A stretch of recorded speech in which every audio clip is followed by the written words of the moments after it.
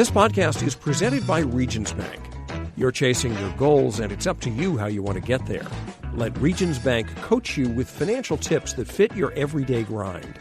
Visit regions.com/next-step to learn more. Regions, member FDIC.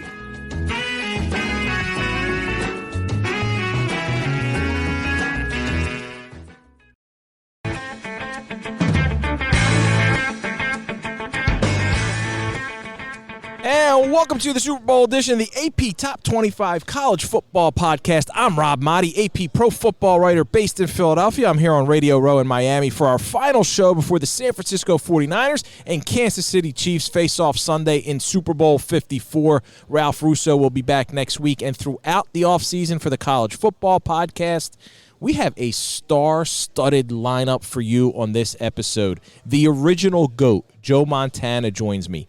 Cowboys tight end Jason Witten, Raiders rookie running back Josh Jacobs, future first-round pick from Alabama, Jerry Jeudy, former Texans star receiver Andre Johnson, Saints do-everything guy Taysom Hill.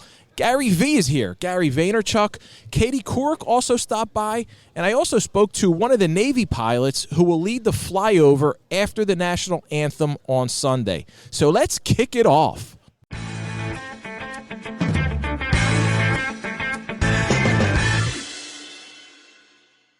Welcome in Jason Witten, tight end for the Dallas Cowboys. Jason, I'm sure you've been asked this question a ton this week because when you look at the two teams in the Super Bowl, the San Francisco 49ers and the Kansas City Chiefs, you have two tight ends in Travis Kelce and George Kittle who are incredible, who do so many things. How do you evaluate those guys? Well, I mean, first off, they're extremely talented players. And really, I think we're probably never going to see another Super Bowl the rest of our lives that's going to feature the tight end like the tight end is going to be featured in this game. In my opinion, they're the number one weapons for their teams. So, and they do it differently. I mean, George, I think, is probably a little bit more of an inline blocker. That's kind of what San Francisco wants to try to do. And then the play-action game, get the ball in his hand. He's tough to bring down.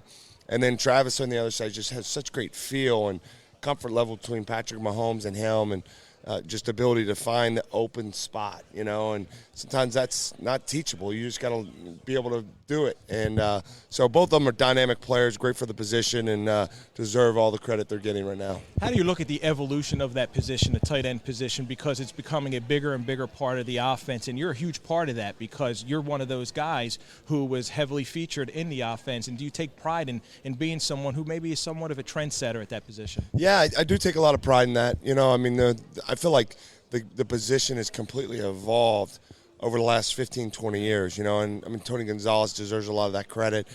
But I think the interesting part about playing the tight end position is it is an every down player.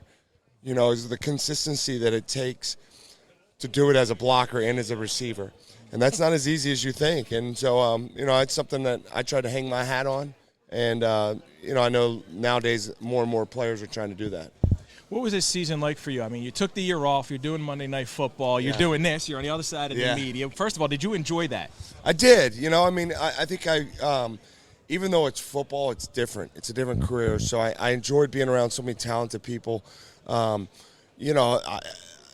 was a lot of humility that came with that and, the experience. But I had a great time. And, not only was I a better football player, but I was a better person because of that experience that happened in my life. And I think more than anything else is just the opportunity to get back there and play. There was something every night, when I left the game saying, man, this is great in the booth, but I can be out there playing, know. And I just kind of trusted my gut on that, knowing that obviously I couldn't do that much longer. I wanted to take advantage of it.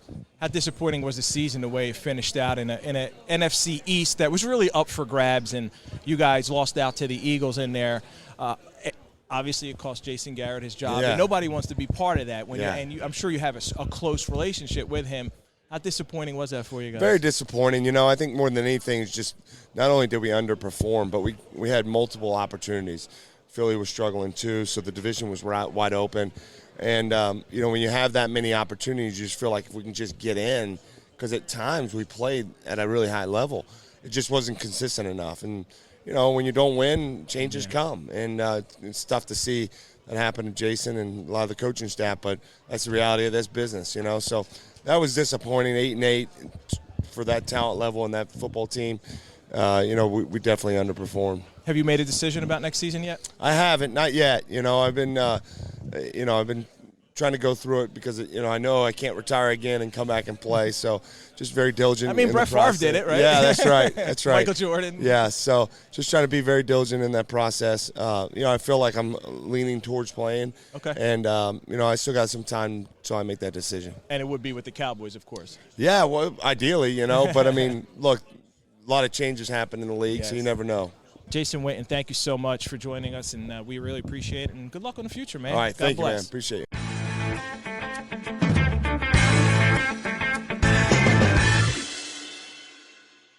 Oakland Raiders running back Josh Jacobs, man. Welcome in. Thank you for being here. Appreciate your time. Man, thank you for having me. So you guys had a somewhat disappointing season, of course, but you were tremendous out there. You potentially could win the AP's Offensive Rookie of the Year award. What would that mean to you? I would say it wouldn't mean as much to me as it would for, I feel like, the organization and the people around me and the people that look up to me. Like, I feel like it's bigger for the people in my community growing up. I mean, just to seeing me, like, excel and on this platform and letting the kids know, like, it's possible and things like that. I feel like it's be bigger for them because for me, it's like, of course you, like, happy to win, but that's not my goal. You know what I'm saying? That's not my goal. I mean, I want to be in this situation next year. Yes, but actually playing. Like that's a dream of mine. And I mean, I feel like I left a lot on the field, and so I'm just trying to be the best player that I could be possibly. Well, there's some really good young running backs in the NFL. Yeah. Miles Sanders in Philly. I'm based dog. there, It's so my dog. I cover the Eagles. Do you communicate with the other guys, and does it get a little bit competitive? Like, hey, I want to one up this guy. Me being I feel like I'm ultimate competitor. Whenever I step on the field or whenever I do anything, I want to compete. But when it comes to Miles and all of them guys, we all keep up with each other. We all support each other. Mm-hmm. That's what's crazy. Like, the fans, I have this, like, feud back and forth with, like, who should win or things like that, or who's the better running back or whatever, and we don't really care. We all have love for each other.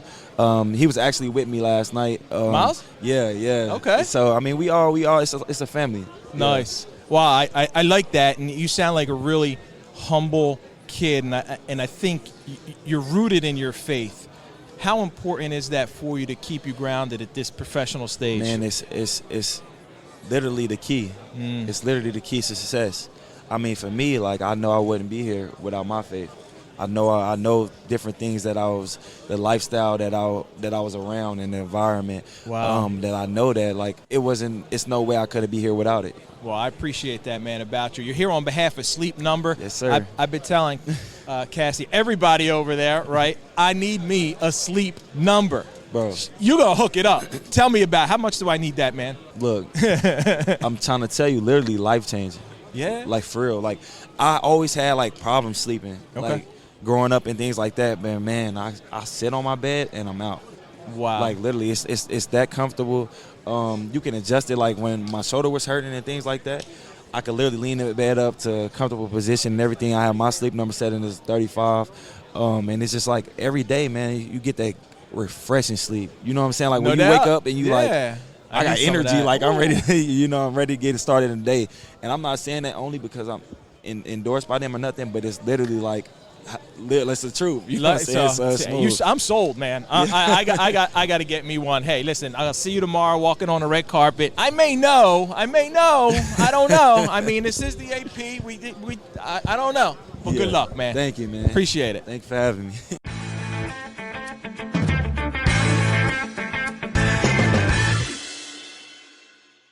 We got a special guest coming in right now, Gary Vaynerchuk. Gary, I was just telling you how I love that people are coming out. Yesterday I'm talking to Martha Stewart here. Yes. She's got a commercial. Yes. I got Joe Montana coming up in a few minutes. There's all these guests. Yes. So I say, well, what's the product? What are we talking about? And when it came to you, they were like, well, Gary's just talking about what he's doing. Just a human. All the stuff Just a that human. he's doing. I love that, man. What you do out there and how you promote your brand Yes. is legendary. I appreciate that. And a ton of people out there can Yes. use some advice. So give me a quick little, your Yeah. 30-second, 60-second on how to build your brand. I remember you said one time, and I took this to heart, 100 pieces of social media a day. Man, I ain't got 100 minutes in a day to do something like that, but you got to have people, right? You got to have the right people around you. Or, when I was growing up in this game in 2007-8, I did it on Twitter. I knew it was valuable. Yourself. Yeah, I did everything myself from 2007 to 2014. I mean, 7 years of doing everything. When people come up to me now and they're like, oh, you got D-Rock, you got all this team. I'm like, that's nice. I didn't have it for 7.5 years, and I did it myself while running a business, so now tell me your excuse. Love that. Here's my answer for all the people that are listening. This is a game of self-awareness. Yes. I was self-aware that I got a lot of adrenaline and energy. That became a work ethic thing. I got self-aware that, oh my God, I like people more than the normal person. I just genuinely enjoy humans. That's a very admirable trait, by the way. I think so. I think people are always like, when people see something happening for someone, I don't think they look at the nuances.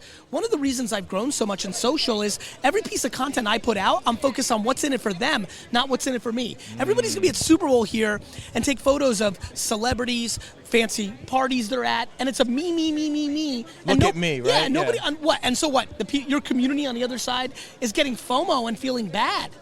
I'm thinking about what am I going to say that's going to bring you value. So I didn't get these followers because I'm pretty.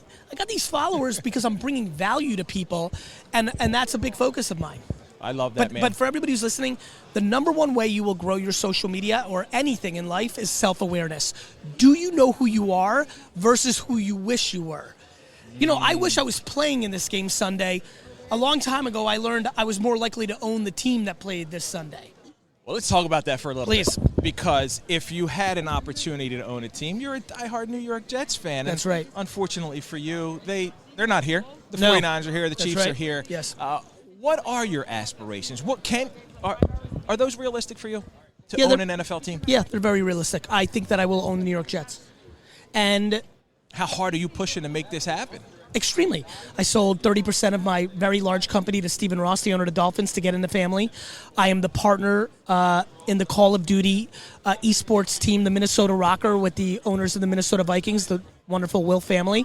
I come to events like this and network with executives. I'm working every day very hard to put myself in a position to amass the extraordinary level of wealth needed.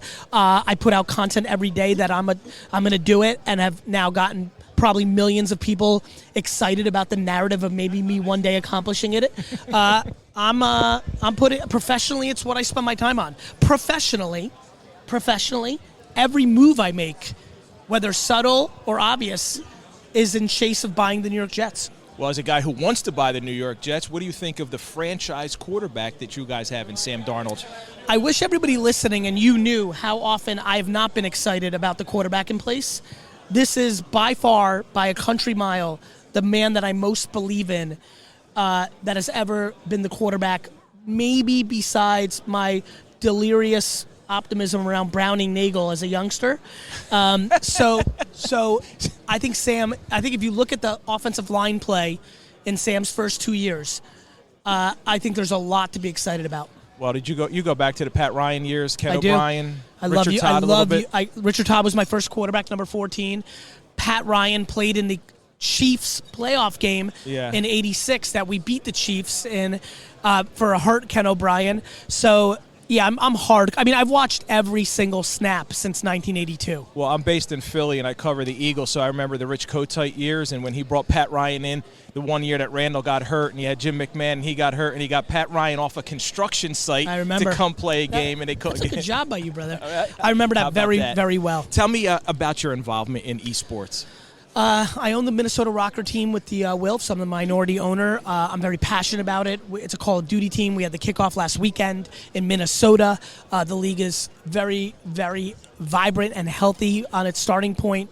We are in a place where I'm really excited about the YouTube distribution deal. Like, there's a lot of good going on, and I'm really, really, really excited about it. I'm also, real quick before I bounce here, my advertising agency has 3 Super Bowl spots. Okay. So we have we were the people behind Mr. Peanut passing away this last week. I don't know if you saw all that hubbub. Yeah. And then we've got the Sabra Hummus commercial and the Hard Rock Hotel commercial. So it's going to be a fun weekend for me. Well, Gary Vaynerchuk, you are involved in everything. Everything you touches turns into a success, man. Wish you plenty of blessings along the way. Thank you, brother. This podcast is presented by Regions Bank. You're chasing your goals, and it's up to you how you want to get there. Let Regions Bank coach you with financial tips that fit your everyday grind. Visit regions.com/next-step to learn more. Regions, member FDIC.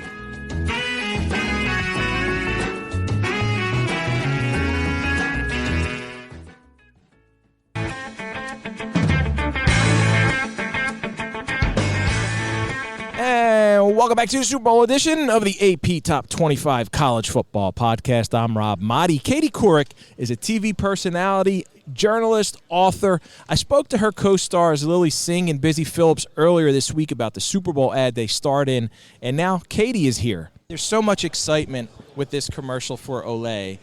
I asked both Lily and Busy if they actually would do like Nicole Stott and go into space. How about yourself?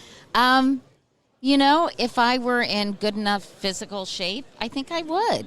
I'm probably a little bit on the older side to go into space, Stop Rob, it. but Stop. Come I think on. it would be incredibly exciting. Listen, I'd like to also be an Olympic gold medal figure skater, but that seems pretty unlikely. But all I can say is I'm so jazzed and excited for the women who are part of the space program and are increasingly entering fields that were once really closed off to 51% of the population. Well, that's what it's really all about. Hashtag make space for women. Right. Making space for women, not just literally in space, but in every walk of life, in every business opportunity, profession, whatever it is. And you're a legend in in this business. How important is it to do that? Representation means everything. First of all, if you can't see it, you can't be it, right? That's what Gina Davis says. And, whether it's in, any kind of line of work, whether it's in being an archaeologist or being a computer programmer, I think that women and all people, because we're talking about diversity as well, need to see themselves in these kinds of roles. And I think the images we see from a very young age, I think really sort of form what we see for ourselves and the possibilities we envision. So doing ads like this, an all-female commercial at the Super Bowl, sends a message to young girls everywhere that, hey, they can be whatever they want to be. And is that your daughter? So those are my twin girls. Oh my gosh, So they're I twins. showed, I had to show you too. I showed Lily and I how showed old Busy. are they? They're 6 years old. So as 6 we're talking years about old. making space for women and you're encouraging Well, and listen, inspiring to do whatever, that's what I think about. And that's right the there. audience And we're that's who I trying to encourage. reach. Honestly, we're trying to say to your daughters and also to boys everywhere that girls are as capable, every bit as capable as boys are in doing anything they want. And they have to hear that message over and over again because sadly they see a lot of images that don't necessarily promote the possibilities, but that objectify them, that make them feel less than, that make them feel like their role should be kind of as, in supportive roles and instead of leadership roles. So we cannot emphasize enough to your daughters and everyone else that the sky is the limit and they just need to really persevere like everyone else. Katie, I can't tell you how much I appreciate this message becoming so prominent, but it's not only important for women like yourself. I think it's incumbent upon men like me to make sure that we are taking this message out and really wanting to spread it and really making that space for women. Definitely. I mean, I think there's something to be said for male allies. We're all in this together. We want everyone to do well and we want everyone to excel. And I think to even the playing field, men have to be aware of the implicit biases they might hold, how their attitudes have been shaped by images that they've been facing their entire lives, to say, wait, when I see this person, am I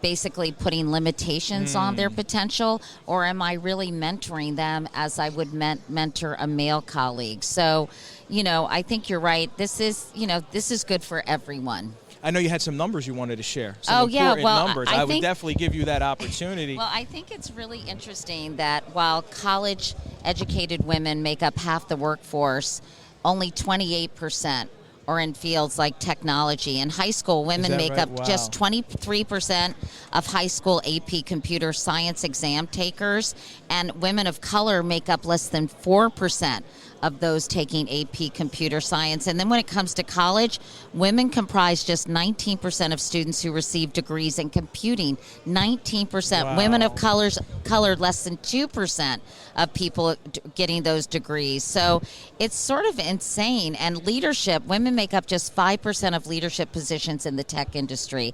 That has got to change. And women of color are almost completely absent at the senior level, with 0 Black or Latina women CEOs of Fortune 500 companies. Well, Katie, those numbers need to change.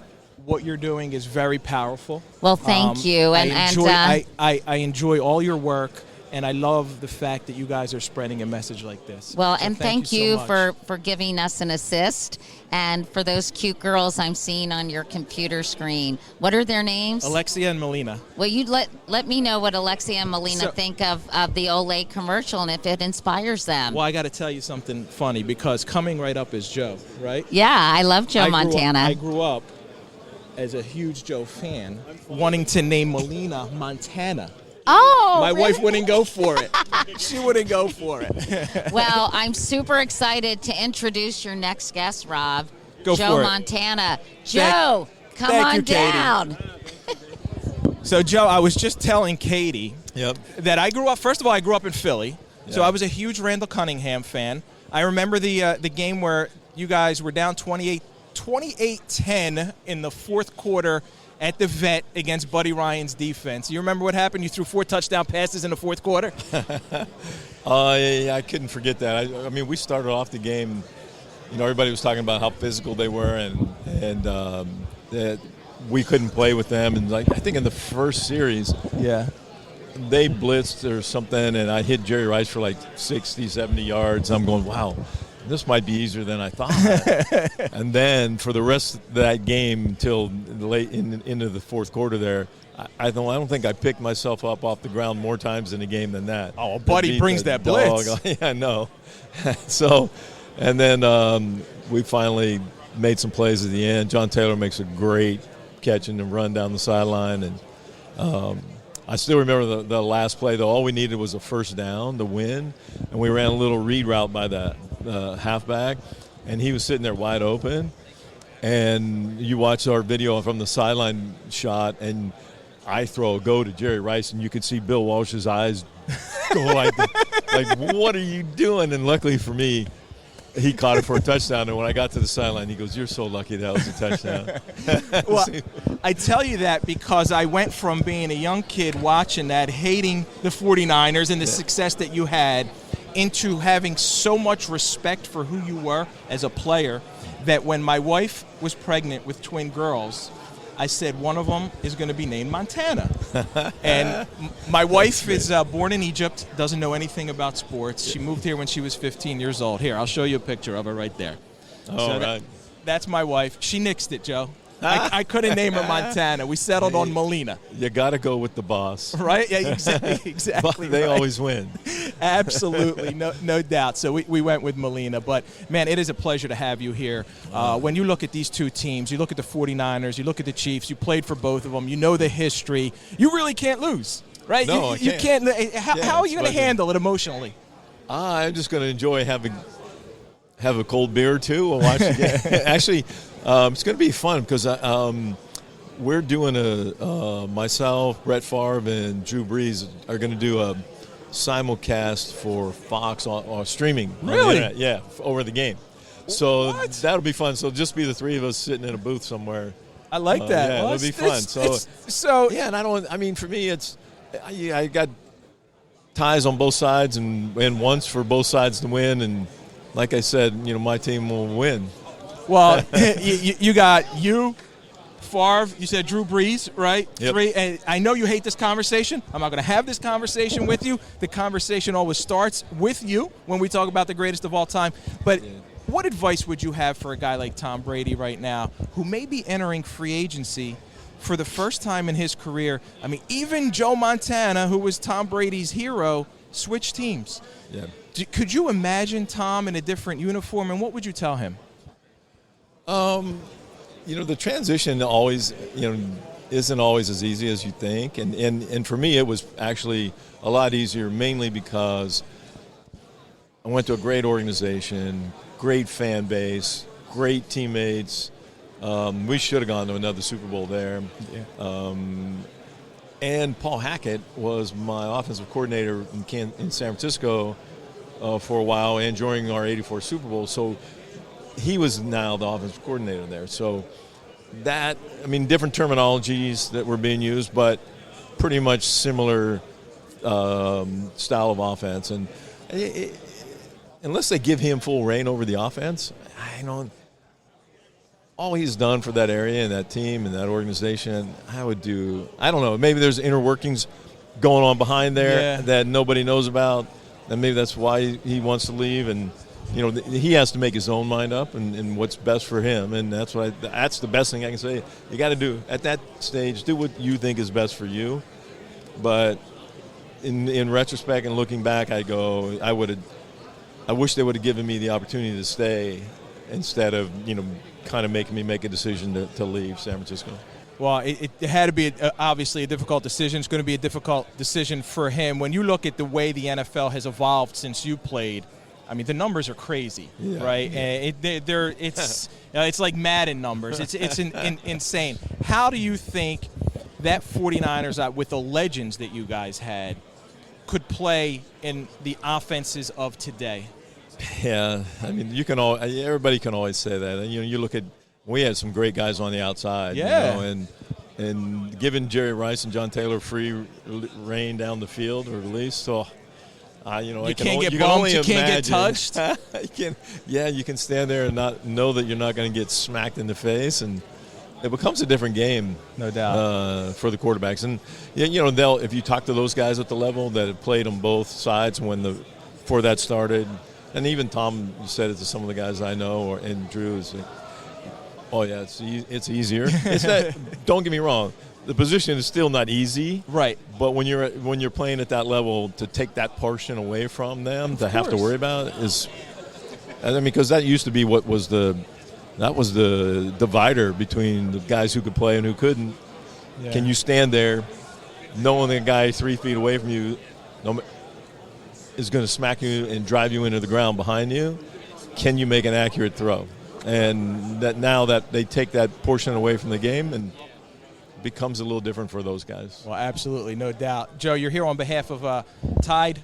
Yeah, the new Tide Power Pods. Tell me about it. Yeah. Well, I've been associated with them since back in 2013. Okay. We did a commercial for the Super Bowl. Mm-hmm. I was a part of it. Yes. I should say they did. Yes. And it's a good one. It was like, the guy had the stain on my jersey that looked like me, and put it on the wall. And they went to the Super Bowl. He went to get it, and his wife had washed it.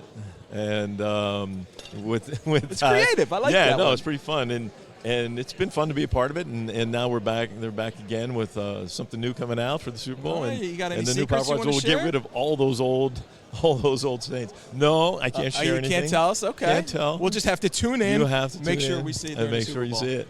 All right. Well, Joe Montana, it is an absolute honor and a pleasure to My have pleasure. you on the Thank show. You. Thank you. Thank you. Been fun. Thank you.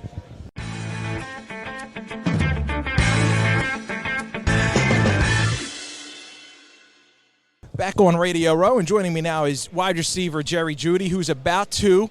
You're leaving Alabama. You're entering the NFL draft. What an exciting period is this for you in your life, man?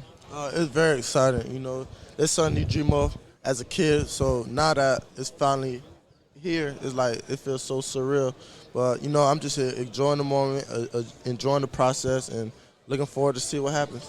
Well, your agent, Lee Steinberg's a man who's got a lot of words of wisdom, and as we were just chatting before there, says as fine of an athlete as you are, that's how good of a person you are. How important is it for you to balance being not just a great athlete on the field, but be a good person, be just all-around wonderful, everything you're doing, do it at your best? It's very important. You don't want nobody to dislike you or feel uncomfortable around you. You want to be a likable person, very understanding, just a person that people can relate to. Coaches want to know how coachable you are. how willing are you to go in, to listen, to fit into a system, to learn from veterans, to just be one of the, because you're used to being the guy. Now you got to go in and be one of the guys. It's always something you could learn from somebody else. Being coachable really plays a big part in this game, So learning other stuff that can help improve your game, enhance your game, you always want to enhance your game. So being coachable will play a big factor in that. What teams are you hoping? I mean, are you hoping? It's a great opportunity. It's a blessing to be in the NFL. Is there a favorite? Do you want to go somewhere, or just like, hey, wherever I go, I'm gonna do my best? Wherever I go, I'm gonna do my best. I don't really have a choice, and that's not really my decision. So whatever team wants me and whatever team feel like I'm the best fit for them, and I'm gonna go over there and give them 100%. Did you grow up a fan of any specific team or any specific players that you role model, you look up to? Going to college, I really looked up to Amari Cooper, just the way he run his routes. And I started watching football in like 7th grade, or actually I started watching football earlier than that. I used to like Reggie Bush. Oh, yeah? Yeah. Did you play any positions other than wide receiver? Yeah, I mean, Reggie was a running back. Yeah, in Little League I played running back. Okay. I had got number 5 and all just because Reggie Bush. All right, well, when you look at the two teams playing in this game, can you envision yourself on that field, that stage, a big game, Super Bowl? Yes, sir. Come from Alabama playing national championship. No doubt. You get that feeling sometimes. But in the league, I could see myself playing a Super Bowl. How do you tune out that pressure when you're in that environment, in a game like that? You don't really want to be too hyped up about it. But at the same time, it's a big game, so you really just gotta do what you've been doing the whole year. Just crank it up a notch, just because it's a big game. But just do what you do the whole year, and the same way you got there, you got the same way you finish. Well, Jerry, I wish you a ton of blessings and good luck as you continue here in your NFL career. Thank you for spending a few minutes with us. Thanks for having me.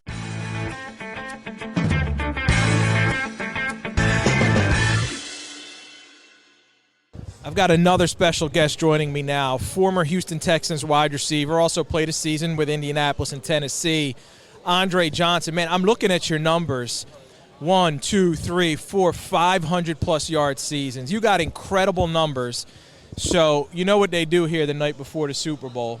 They give that special gold jacket. Have you looked that far ahead at the Hall of Fame? No, I don't really think about it. When you retire, you have to wait 5 years just to get it, inducted. So I don't really give it much thought. I think the times I probably think the most about it is when I see the other guys, get inducted and things like that. But it's not something that I think about a lot. Well, you're here at the Super Bowl. The Houston Texans had an opportunity. They fell a little bit short. Now, working as a special advisor to Coach Bill O'Brien, what was it like for you this season? What's that learning process like for you? What are your aspirations? Are you looking to get into coaching? Are you looking to do maybe front office work? I always said I wanted to be a general manager one day. And me and Bill, we had a conversation before the season started, and I kind of told him, what I wanted to do. I really didn't want to coach, and he came up with a role for me, and I just kind of embraced it, and it was a great experience. I got to see, both sides of it, from the being a player, and then now being on the staff and being around the coaches and things like that. So it was a great experience for me. What was it like for you going through that last game, that loss in the playoffs, when you guys, you think you got it, and then Kansas City comes storming back? Well, it was tough, definitely, to jump out to a lead like that, and to have it all, just slip away. It was definitely tough to watch, and being a competitor and a former player, you want to get out there and help if you could. But it was a tough loss for everyone, and it's just something you have to just learn from and try to regroup from. How much would you have loved to play with a quarterback like Deshaun Watson? Oh, man, I think about it all the time. Just seeing them in practice every day, and just being out there, and just talking about the game with them and things like that. I think about it all the time, and it's something it didn't happen, but just something you kind of wish would have happened. One final question for you. If you look around the NFL right now and you could pick one guy that you would absolutely want to play with, is it Deshaun? Is it someone else? I know you got to go Deshaun. Yeah, you're part of the on the side. Deshaun. But it's a lot of great quarterbacks in this league. Patrick Mahomes, fun to watch. What he's done. I could name a lot of them, but what do you think of Carson Wentz in Philly? I like Carson. I think he's battled the injury bug and things like that. And then I think the expectation for him was so high, and with him getting hurt, he should have won it. Well, probably would have won the MVP that year, and then them winning the Super Bowl with him getting injured. I think probably him coming back, he probably put so much pressure on himself, trying to get the team back to that spot rather than just going out playing. And I think that's something he probably kind of deals with a little bit. And I think he's a great player. I think he will continue to get better as a player. I think he just doesn't need to worry about what happened when he got injured and just go out and just play his game. Well, that's great advice, man. Andre Johnson, thank you so much for joining us, spending a few minutes. Appreciate your time. Thank you for having me.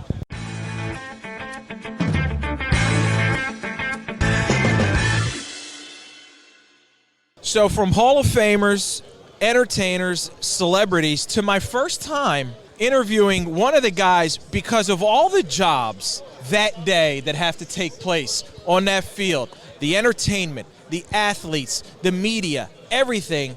I think the toughest job is what you have, and this is Commander Dan Kitts. He's going to be flying the F-35. You're a pilot, and those fighter jets that go do the flyover over the stadium as soon as Demi Lovato hits that last note. How do you do that? So we actually had a coordination meeting with the production team already, and they know about how long it's going to be for her to sing the song. They're rehearsing today, and I have a team there at the stadium today to kind of do some of the timing for all the pregame things that are going to happen leading up to the Star Spangled Banner and the flyover. Okay. And so they're getting some times down on how long it's going to take. And then when we get together tonight, we'll further coordinate that and see exactly how long everything was taking in practice. And then we'll know exactly when we need to be overhead the stadium. So she's doing going to practice her anthem probably repeatedly over and over. Do you guys practice the flyover, or is that just a one-time deal? Nope. So we're going to practice tomorrow. We're going to launch at about the same time, a little bit earlier, just so we have a little bit of time to practice it. And we're going to do several trips overhead the stadium, make sure that we hit our timing, be where we're supposed to be when we're supposed to be there. So how many fighter jets are within a flyover? So we're going to have 4 with us. I'll be the lead for the flyover, so it's my responsibility to get the 4 airplanes there at the right spot at the right time. With me, I have an F-18E, an EA-18G, and an F-35B, and we'll be in a diamond formation coming overhead the stadium. Well, I just saw pictures of the new fighter jet, and it looks beautiful. How often have you tried that one out? So that's my squadron. I'm the commanding officer of the squadron, so we have 10 of those airplanes in our inventory, and that's what I fly on a daily basis. How many of these do you do a year? Or do you do any other events, stadiums, games? No, different squadrons at different times will get involved in different flyovers, but this will be a first for me. How do you go about making that decision? Who's selected to be the guy who can do the flyover? So we were told. We took that direction from above. That's the chain of command, really? And they said, "Hey, it's not like I want to volunteer." Super Bowl, no. Nope. It was your squadron is going to do it, and in particular, you're going to do it. So, and it was that way for everybody in the formation, actually. And then what happens? So after you finish, right? We see the jets go over, and then you disappear. Where do you go? Yeah, so we're basing down in Homestead at Air National Guard base down there. So we'll launch out of there, and we'll land back at Homestead. It's really only about a 5-10 minute flight from over at the stadium down to Homestead. We'll land, shut our airplanes down. We have a team of sailors and Marines that are down there to help us take care of those airplanes.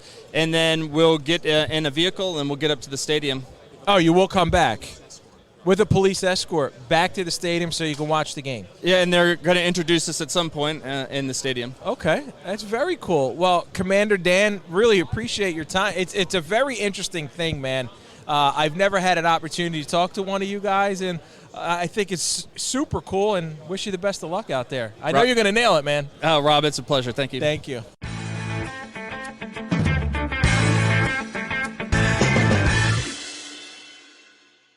Welcome in one of the most versatile players in the NFL. You could do it all, man. You could play quarterback, you could be a receiver, you could run the ball, you could do special teams. Taysom Hill from the New Orleans Saints. How much fun do you have with Sean Payton's offense and him trying to fit you in different ways? Man, I love it. This last season has been so much fun for me, and it's really, we have such a great locker room. You talk about being able to play with a guy and be a part of Drew Brees and all the records he's breaking, and then, you know, Coach Payton is notorious for always having things to switch it up, and, you know, that just make it so much fun. Well, talk about Drew Brees and being a guy who's broken all these records. He's also at a point in his career where there's some uncertainty. Yeah. We don't know. Has he told you? I mean, is there any secrets you want to let us in on? Do you know if he's coming back right now? I don't know. I don't know, but we'll see. Look, I'll tell you, as you know, one of Drew's biggest fans, like I hope he comes back. I would love to play with him again, and you know, he's become one of my best friends and like a brother to me, and I hope we see him again. Do you envision yourself as the heir apparent whenever it is that Drew Brees decides to hang up the cleats, or do you like the role that you're in and think that's what's going to be your future in the NFL? Yeah, look, I think I definitely view myself as a franchise quarterback. You know, I think as you look at, you know, the other questions, and is it New Orleans, is it somewhere else? Like, as you go into free agency, this is the time that you start to find out how people view you. And, you know, we haven't gotten into free agency long enough to really know how these guys view me, and we'll just handle it as it comes. So you're going to say what everybody else says. I'm keeping my options open, right? Well, look, I think as you get to free agency, there's no, you know, denying that I loved my time in New Orleans. I love Coach Payton. I love, you know, Pete Carmichael and Joe, the offensive coordinator and quarterback coach that I've worked with, the special team. Like, it has been an incredible experience for me. And so the fan base, like, I have loved every second of my time there. So do I want to leave? The fact of the matter is no, I don't. But as you look at free agency, you have to find, you know, the right opportunity for you. True. You have to find the situation to take care of your family, to, you know, I want to play quarterback in this league, and if New Orleans don't view me that way, well, then I have to leave. And so that's really where we're at. Well, that absolutely makes sense. When you look at being here for the Super Bowl, you guys were good enough to get real close 2 years in a row. Very heartbreaking, disappointing losses. Do you get over those, or do they still sting? Look, they sting, you know. They still sting. You know, 2018 stings, you know, last year stings. And I think it's been good to have a couple of weeks, because you look at the 2019 season and you have kind of a sour taste in your mouth because of the way it ended. But then you look at it, it's like, man, we won 13 games. We won the division. And, you know, now that I've had a little bit more time to look at it, I feel like we had a great season. You know, it's just it's a little heartbreaking when you feel like you had a team that could go deep and make a Super Bowl run, and you didn't get there. Taysom, you're here on behalf of Tonal. Tell us all about it. Yeah, Tonal is a young company that I'm really excited about. It's an at-home complete gym. So not only do you have the personal trainer where you can do your cardio workouts with, but inside this machine touchscreen that mounts on your wall, there's a magnetic gym setup where you can do all your weight training with your personal trainer right at home. You know, I think it's the future of in-home technology. It's a great young company. Well, hey, everything is getting more and more high-tech. That's right. Instead of going to the gym, bring the gym to you. Taysom Hill, really appreciate your time, man. No worries. Thank you. Thanks for having me on.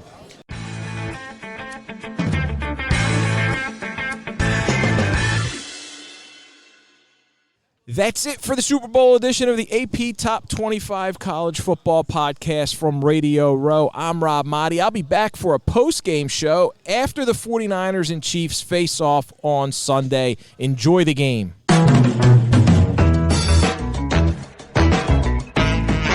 This podcast is presented by Regions Bank. You're chasing your goals, and it's up to you how you want to get there. Let Regions Bank coach you with financial tips that fit your everyday grind. Visit regions.com/next-step to learn more. Regions, member FDIC.